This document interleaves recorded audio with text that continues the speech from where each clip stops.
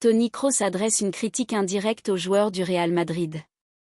Dernière information concernant un possible retour de José Mourinho pour entraîner le club madrilène.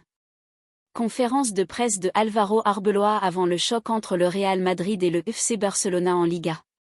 Pendant ce temps, Thibaut Courtois tente d'apaiser les tensions dans le vestiaire madrilène avant le Clásico. Et avant de commencer, n'hésitez pas à donner vos pronostics en commentaire pour ce grand Clásico. Si vous êtes supporter du Real Madrid, pensez aussi à vous abonner à la chaîne pour suivre toutes les dernières actualités du club. Toni Kroos a récemment envoyé un message fort, sans citer directement certains joueurs du Real Madrid. L'ancien international allemand a notamment salué l'attitude du joueur du Paris Saint-Germain, Ousmane Dembélé, qui n'a montré aucun signe de frustration après son remplacement lors du match face au Bayern Munich en demi-finale de la Ligue des Champions. Dans des propos relayés par le journal Marca, Kroos a déclaré « Regardez l'attitude de Dembélé, puis comparez-la avec celle de nombreux joueurs qui se prennent pour des stars. » Il a ensuite encensé le travail de l'entraîneur parisien Luis Enrique, expliquant que celui-ci avait remplacé son meilleur joueur sans créer de polémique. Selon Kroos, Dembélé a simplement accepté la décision du coach, lui a serré la main puis a continué à encourager ses coéquipiers depuis le banc. Il a ajouté que ce genre de comportement montre le respect immense que les joueurs ont envers leur entraîneur et le collectif. Il a également expliqué que Luis Enrique avait pris cette décision parce qu'il estimait que d'autres joueurs étaient plus performants à ce moment précis du match. Pour Kroos, ce type de gestion démontre pourquoi certains entraîneurs réussissent à construire des équipes solides et disciplinées. L'ancien milieu allemand a poursuivi en critiquant indirectement certains comportements observés dans le football moderne. Beaucoup de joueurs commencent à faire des gestes d'agacement sur le terrain puis restent assis sur le banc avec une mauvaise attitude. Selon lui, le PSG affiche aujourd'hui un véritable esprit collectif grâce au travail de Luis Enrique avec des joueurs de classe mondiale. Enfin, Kroos a aussi tenu à féliciter certains éléments du club parisien pour leurs énormes efforts défensifs et leur implication totale dans le jeu collectif. Concernant le futur du Real Madrid, les rumeurs autour d'un retour de José Mourinho continuent de prendre de l'ampleur. Plusieurs médias évoquent la possibilité de voir le technicien portugais revenir à Madrid afin de prendre les commandes de l'équipe première lors de la prochaine saison, possiblement en remplacement d'Álvaro Arbeloa. Ces spéculations interviennent alors que les résultats du Real Madrid cette saison sont jugés décevants par une partie des supporters et des dirigeants. La pression autour du poste d'entraîneur devient donc de plus en plus importante à l'approche. Quelques ajustements seront peut-être nécessaires sur le plan tactique, mais selon Álvaro Arbeloa, les valeurs fondamentales du Real Madrid ne doivent jamais disparaître. L'entraîneur madrilène a également écarté toute sanction sportive contre Aurélien Tchouaméni. Malgré l'absence confirmée de Federico Valverde, le milieu français figurera bien dans le groupe convoqué pour le Clásico de demain. Interrogé sur ce qu'il aurait pu faire pour éviter cette crise interne et les divisions dans le vestiaire, Arbeloa a expliqué qu'il réfléchissait constamment aux moyens d'aider son équipe à gagner davantage de matchs. Il a rappelé que le Real Madrid avait tout de même traversé plusieurs moments difficiles avec succès cette saison, notamment les victoires contre Manchester City en aller-retour malgré la puissance de l'équipe anglaise et ses larges succès contre Arsenal et Chelsea. Le coach madrilène a aussi évoqué la victoire face à Atlético de Madrid, tout en reconnaissant que certains événements échappaient au contrôle de l'équipe, notamment lors du match contre le Bayern Munich. Malgré cela, il continue de se demander ce qu'il aurait pu améliorer afin d'aider ses joueurs à remporter plus de rencontres en championnat. Pendant ce temps, Thibaut Courtois apparaît comme l'homme capable de calmer les tensions dans le vestiaire madrilène avant le Clásico. Le gardien belge était absent des terrains depuis environ 1 mois et demi, une période qui a coïncidé avec la phase la plus compliquée de la saison du Real Madrid. Durant son absence, le club a connu l'élimination en Ligue des Champions ainsi qu'un énorme retard pris dans la course au titre après plusieurs contre-performances inattendues. Dans ce contexte très tendu, le retour de Courtois représente bien plus qu'un simple renfort sportif. Il symbolise aussi le retour de l'un des leaders les plus respectés du vestiaire madrilène à un moment où le groupe semble particulièrement fragilisé. Et ce retour intervient dans les circonstances les plus difficiles possibles, un Clásico qui pourrait permettre au FC Barcelona de célébrer le titre de champion devant son public, une situation quasiment inimaginable dans l'histoire des confrontations entre les deux clubs. La pression autour du retour du gardien belge est donc énorme. En interne, Courtois est considéré comme une figure essentielle pour maintenir l'unité du groupe dans un vestiaire actuellement très tendu. Une nouvelle défaite pourrait provoquer une situation explosive au Santiago Bernabéu, notamment avant le prochain match à domicile contre le Real Oviedo. La fatigue mentale et l'usure psychologique semblent désormais très visibles au sein de l'effectif madrilène. À l'inverse, une victoire dans le Clásico pourrait offrir un peu de répit au Real Madrid dans une saison extrêmement compliquée. Concernant l'état physique de Courtois, le gardien belge s'entraînait partiellement avec le groupe depuis plusieurs semaines, mais il a récemment repris les séances collectives sans aucune restriction. Totalement remis de la blessure musculaire à la cuisse droite subie le 17 mars dernier contre Manchester City, il est désormais prêt à retrouver directement une place de titulaire dans le 11 de départ madrilène. Le vestiaire est clairement sain et l'ambiance reste très positive. Bien sûr, il n'est jamais facile pour le Real Madrid d'enchaîner 2 saisons sans remporter de trophée. Comme le répète souvent Álvaro Arbeloa, porter ce maillot exige une immense ambition et une mentalité irréprochable. L'entraîneur madrilène reconnaît que certaines choses devront être améliorées et que le club devra tirer des leçons de cette période compliquée. Malgré cela, il affirme voir un groupe uni, solide mentalement et prêt à retrouver rapidement le chemin des victoires. Arbeloa a également expliqué que cette génération de joueurs est beaucoup plus jeune que celle qu'il a connue il y a plusieurs années. Selon lui, cette équipe gagnera naturellement en expérience dès la saison prochaine et comprendra encore davantage le poids et les responsabilités liées au maillot du Real Madrid. Après seulement 4 mois passés à la tête de l'équipe, il affirme n'avoir vu aucun comportement qui puisse le décevoir. Au contraire, il se dit extrêmement fier de son vestiaire et de l'attitude globale du groupe malgré les tensions récentes. À propos de l'altercation entre certains joueurs, Arbeloa a reconnu qu'il aurait aimé pouvoir empêcher la situation de dégénérer avant qu'elle ne prenne autant d'ampleur. Avec une pointe d'ironie, il a rappelé que son bureau n'était pas installé à l'intérieur du vestiaire et qu'il lui était impossible de tout contrôler en permanence. Il a cependant assumé toute la responsabilité si certains estiment que l'entraîneur aurait dû intervenir plus tôt. Pour lui, cette crise reste une situation désagréable mais elle doit surtout servir de leçon pour l'avenir. Le coach madrilène insiste désormais sur l'importance de tourner la page rapidement afin de se concentrer totalement sur le prochain Clásico face au FC Barcelona. Interrogé sur le supposé pouvoir excessif des joueurs dans le vestiaire du Real Madrid, Arbeloa a répondu qu'il ne comprenait pas réellement cette idée. Il a rappelé que ces décisions sportives sont uniquement basées sur le mérite et les performances des joueurs à l'entraînement et en match. Il a aussi dénoncé plusieurs rumeurs qu'il considère totalement fausses concernant de prétendus conflits personnels avec certains membres de l'effectif.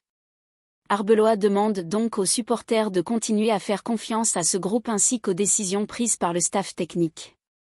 Selon lui, vivre une période difficile sans titre n'est pas une nouveauté dans l'histoire du Real Madrid. Il a notamment rappelé les longues années d'attente entre la 9e et la 10e Ligue des Champions remportées par le club. Malgré les difficultés actuelles, il estime que le club et les supporters doivent rester unis pour traverser cette période ensemble. Arbeloa a également salué le rôle du président du club, affirmant qu'il est la personne la plus capable de remettre le Real Madrid au sommet comme il l'a déjà fait par le passé.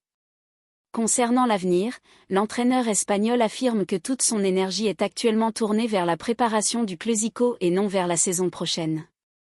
Questionné enfin sur le brassard de capitaine et l'idée de supprimer le système d'ancienneté, Arbeloa a préféré mettre en avant le travail exemplaire réalisé par les 4 capitaines de l'équipe. Pour conclure, il a reconnu que l'équipe avait reçu beaucoup de critiques sur le plan tactique depuis son arrivée. Il assure pourtant travailler énormément sur les aspects footballistiques, tout en rappelant que les valeurs essentielles du Real Madrid restent l'effort, l'esprit d'équipe, l'ambition et la passion. Selon lui, ces qualités doivent toujours être visibles sur le terrain, quelles que soient les circonstances. Je ne l'oublierai jamais. Je prends souvent comme exemple Juanito, parce que pour moi il représente parfaitement ce que doit être un joueur du Real Madrid. Juanito n'était pas un homme parfait, et Arbeloa l'a rappelé avec beaucoup d'émotion. Mais malgré ses erreurs, tout le monde se souvient de lui pour son engagement total et pour tout ce qu'il donnait sur le terrain à chaque match. Il incarnait l'identité du Real Madrid et se battait avec passion pour ce maillot. Arbeloa a ensuite ajouté : « Comment pourrais-je, moi aussi, ne jamais commettre d'erreur ? Si les supporters aiment autant Juanito, c'est justement parce qu'il était humain, avec ses qualités et ses défauts. L'entraîneur madrilène a également défendu fermement Federico Valverde et Aurélien Tchouaméni, affirmant qu'il méritait que tout le monde tourne la page après les récents événements afin qu'ils puissent continuer à se battre pour l'écusson du club. Il a déclaré être très fier d'eux et a refusé que certaines personnes utilisent cette situation pour remettre en cause leur professionnalisme. Selon lui, il est totalement faux de dire que ces joueurs manquent de respect au club ou à leur entraîneur. Il a aussi nié les rumeurs affirmant que certaines absences seraient liées à des problèmes personnels ou à leur vie privée en dehors du football. Arbeloa a assumé l'entière responsabilité des performances décevantes du Real Madrid cette saison, tout en rappelant qu'il n'était en poste que depuis 4 mois.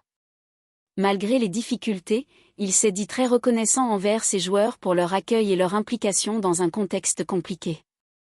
Il a reconnu que la frustration et la colère peuvent parfois provoquer des situations regrettables, mais il estime désormais que toute l'attention doit être tournée vers le prochain Clásico face au FC Barcelona. Concernant ce choc très attendu, Arbeloa s'attend à un match intense contre une équipe barcelonaise en grande forme. Il affirme que le Real Madrid abordera cette rencontre avec énormément de motivation et une seule idée en tête, gagner le match le plus suivi au monde. Interrogé sur l'origine des fuites venant du vestiaire, Arbeloa a répondu avec humour « Je ne travaille pas dans les services secrets américains ». Il a précisé qu'il ne pointerait du doigt aucun joueur ni aucun membre du club, insistant sur le fait que ce qui se passe dans le vestiaire doit rester privé. À propos de José Mourinho, Arbeloa a confirmé qu'il considère toujours le technicien portugais comme une personne importante liée à l'histoire du Real Madrid. Il a ensuite répété avec fermeté que divulguer des informations internes du vestiaire constitue une véritable trahison envers le club et son blason. Questionné enfin sur Kylian Mbappé et son voyage en Italie, Arbeloa a défendu son joueur en affirmant que certaines personnes cherchent à sortir les choses de leur contexte. Il a insisté sur le sérieux, le respect et le travail quotidien de l'attaquant français. Selon lui, Mbappé joue lorsqu'il mérite sa place et reste sur le banc lorsque d'autres joueurs sont plus performants. Arbeloa a aussi rappelé que le Français avait fait d'énormes sacrifices pour rejoindre le Real Madrid, réalisant ainsi son rêve d'enfant. Pour conclure, le coach madrilène a assuré que son autorité au sein du groupe restait totalement intacte. Il a affirmé que tous les joueurs, peu importe leur statut ou leur nom, doivent respecter l'entraîneur, car au Real Madrid, le respect reste la valeur la plus importante. Sans le moindre titre pour une 2e saison consécutive. Concernant les dernières informations sur la position de José Mourinho à propos d'un éventuel retour au Real Madrid, le journal AS affirme qu'aucun accord officiel n'existe encore entre le technicien portugais et la direction madrilène. Cependant, les deux parties connaîtraient déjà les intentions de chacun. Le média espagnol explique également que la direction du Benfica aurait commencé à étudier plusieurs profils d'entraîneurs afin d'anticiper un possible départ de Mourinho. Parmi les noms évoqués figure celui de Rubén Amorim, considéré comme l'un des candidats potentiels pour prendre la relève la saison prochaine. Rubén Amorim avait quitté le banc de Manchester United durant la saison 2025 à 2026 après une série de résultats jugés insuffisants. Toujours selon AS, la clause libératoire de José Mourinho avec Benfica serait fixée à seulement 3 millions d'euros, un montant que les dirigeants madrilènes considéreraient raisonnable vu la situation compliquée traversée actuellement par le club. Si le retour de Mourinho venait à se concrétiser, il s'agirait alors de sa 2e aventure sur le banc du Real Madrid après son passage marquant entre 2010 et 2013.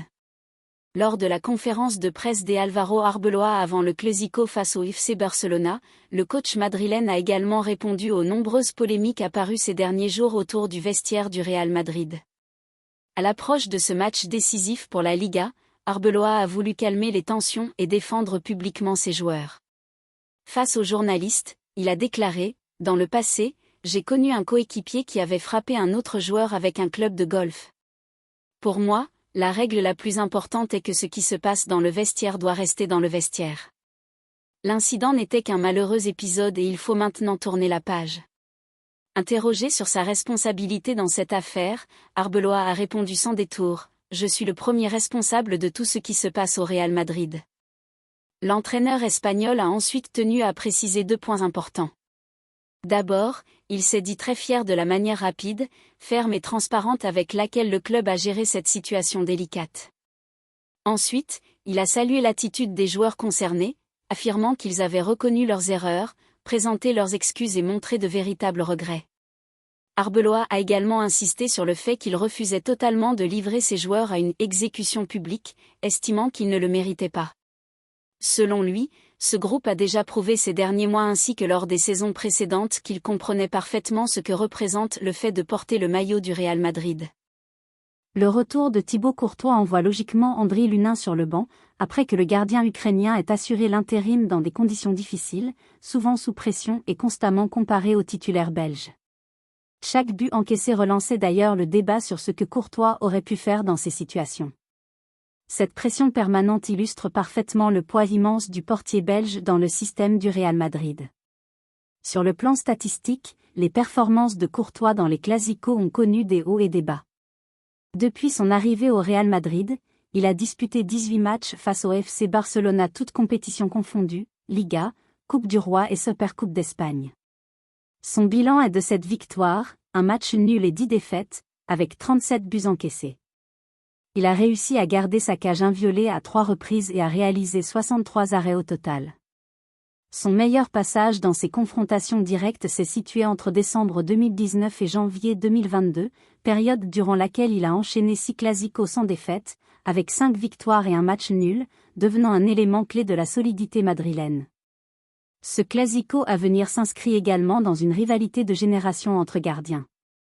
Lors de leur dernière confrontation, le jeune gardien espagnol Joan Garcia avait pris le dessus avec le Barça lors de la Supercoupe d'Espagne 2026.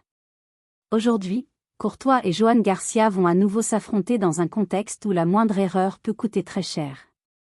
2 parcours différents, 2 moments de carrière opposés, mais une même réalité, dans un Clásico, tout peut basculer en un instant.